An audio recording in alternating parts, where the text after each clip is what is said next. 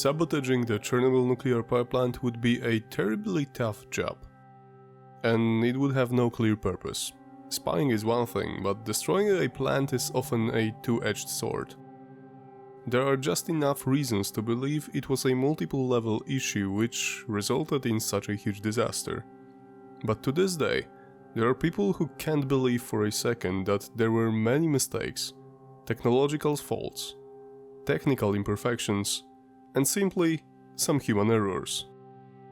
That was the mentality in the USSR back then.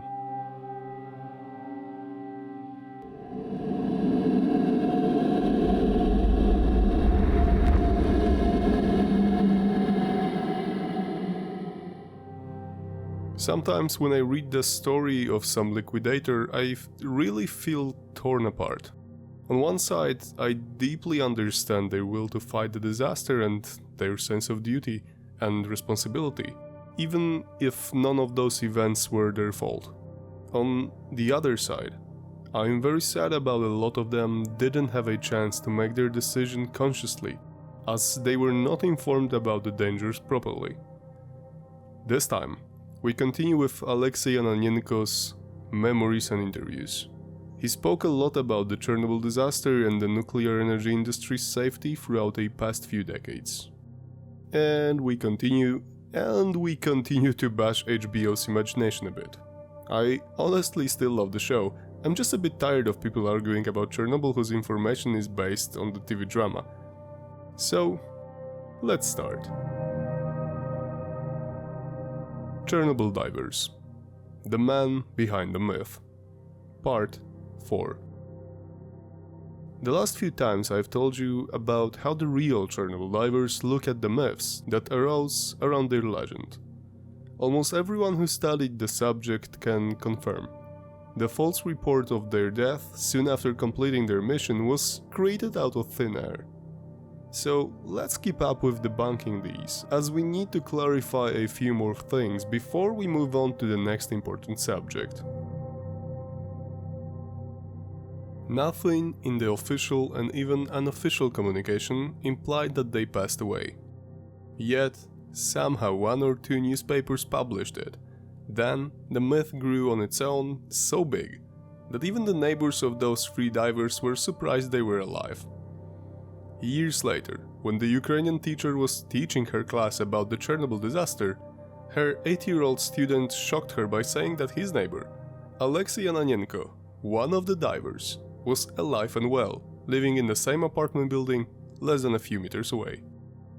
Of course, thanks to HBO's Chernobyl, they regained life. Soon after it was published, their story was once again picked up. But this time, there were more people interested in truth than just in the story itself. Ananenko, as he was very public about the Chernobyl events for many decades, didn't refuse any interview. Maybe he was a bit disappointed that HBO didn't consult him in any way, which resulted in some completely imagined scenes. Like the divers volunteering, which was not true at all. The whole scene was written probably to make the atmosphere and their mission look more intense. Anyway, Alexei cleared up many things, as he did for the past decades. But this time, his audience was a lot bigger. Almost all of the world, especially wherever the HBO's miniseries reached, he was heard. Of course, he spoke about the volunteering part, as it was shown in the Chernobyl by HBO. I already debunked it in the previous episodes. Well, debunk is a big word for just passing on the words spoken by one of the divers himself. Ananenko clearly stated that there was no Legasov poorly trying to convince him and his colleagues, no Shcherbina giving a grim speech. There was not even a meeting. At least, not like that, as the liquidators and the government team met on a daily basis. Ananenko was simply called via phone and given the task. He wasn't thinking it through much. Later he said multiple times that there were nothing out of the ordinary regarding this mission. He was called because he knew the layout of the Unit 4 basement best, at least the part important for the job. He also underlined that he asked several questions about the radiation, especially about the readings and the timestamps, So when were they exactly taken and where? The levels were not dangerous to the point where he would be worried about his life. It's important as he does not consider himself a hero. And one of his reasons was that if the radiation levels were high or dangerous in any other way, he would say no to the assignment. In the years after the disaster, Ananenko left his job in the power plant because of the health issues that were most probably the result of his diver mission. But later, he still worked in the nuclear energy industry, as he was sitting in multiple commissions and accident investigation teams, if we were to believe some sources. Alexei often spoke about the dangers of nuclear energy, but he did it in a logical and technical way. Even with his background and experiences regarding the Chernobyl disaster, he maintained a man dedicated to science. Recently asked about nuclear energy, he still believes it to be the cleanest and best source of energy for humankind. He just points out the dangers of poor management and explains how can we make it even safer and less susceptible to political or other manipulation. And he often laughs when somebody asks him about the possibility Chernobyl disaster being the result of an American diversion. He confirms that the whole Pripyat and Chernobyl area was heavily guarded. Crawling with KGB agents and other security measures were taken too. So it would be a terribly tough job to do with no clear purpose. Spying is one thing, but sabotaging is often a two-edged sword. Especially given how the power plant was managed because of the times it was working in and the political system overseeing it. There are just enough reasons to believe it was a multiple-level issue which resulted in such a huge disaster. To support his words, he likes to point out some of the situations that happened in those times in the whole USSR.